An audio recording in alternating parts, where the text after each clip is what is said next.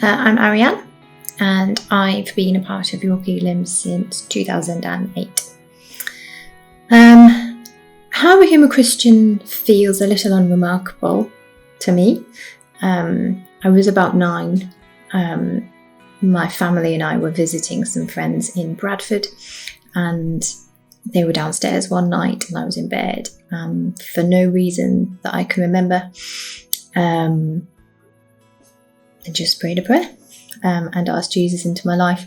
I don't remember any great change or significant shift. And I was thinking about that, and I thought, well, that is quite reflective of who I am as a person. I tend to just get on with things, and potentially keep the tricky stuff or the big stuff to myself. And that then led me to thinking on to where I am currently. Lockdown has brought tensions, and it's also brought plenty of time to reflect on some stuff. And I think during that time, God has slowly been revealing areas of exploration and areas of struggle to me. So I was brought up in a very loving family. There were a few sticky patches with my parents and their relationship with each other, which impacted me, and there was also other life stuff that was hard, and that all kind of played a part in shaping me as an adult.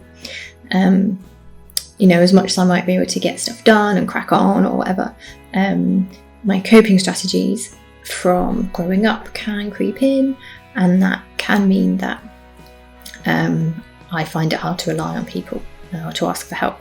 I can ask a friend to babysit maybe, or when my washing machine breaks, I can send out a few messages. But the core stuff, the deeper stuff, I find quite hard. And I guess I can just find it hard to trust people. In the past, God has spoken to me through 2 separate people at 2 separate occasions. And he's told me that he wants me to be like a little girl. I'm sat on his lap. And he even mentioned having pigtails plants. That's some real deep core level vulnerability, which feels almost impossible for me. And I can't lie, I sometimes try not to rely on God too much, not because I think I can do anything better, not at all, but just sometimes it feels safer to deal with things on my own and to just crack on. And then if anything goes wrong, I'll try and sort it. But then what that does mean is I'm left with, anxiety to deal with, or sadness or loneliness or grumpiness, which isn't great. Debbie's preach a few weeks ago really resonated with me. Actually God wants to work through the hard stuff with me. One of those hard things at the moment is work. I don't feel like I'm doing what I'm meant to be doing or where I'm meant to be. But hearing that sometimes, even in the unglamorous, I can be right at the centre of God's will for my life, and that just being in close relationship with Him and trying to live contentedly in my ordinary was comforting to hear, even though I know I've been doing a really rubbish job.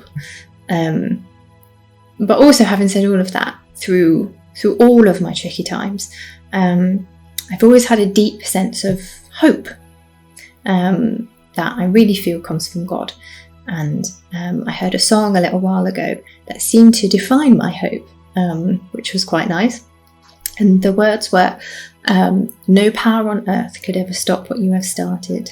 No other love could ever take your place. You spoke a word and made a mockery of darkness. There's no rival standing in your way. So I feel like I'm stuck. And And all those other times when I felt like I'm stuck, or when I feel like my dark moments are going to last forever, I feel that my hope is in the most caring, secure and able God. So that's just a tiny bit of me and my story.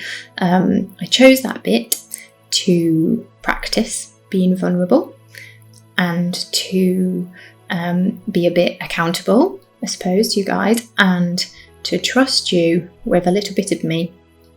And to also say publicly about myself that there were tricky bits of my childhood, and it's definitely okay to say that that wasn't okay, and that sometimes I'm not okay, but they don't define me. My identity is in Jesus, and my story is his to write. I've just got to let him.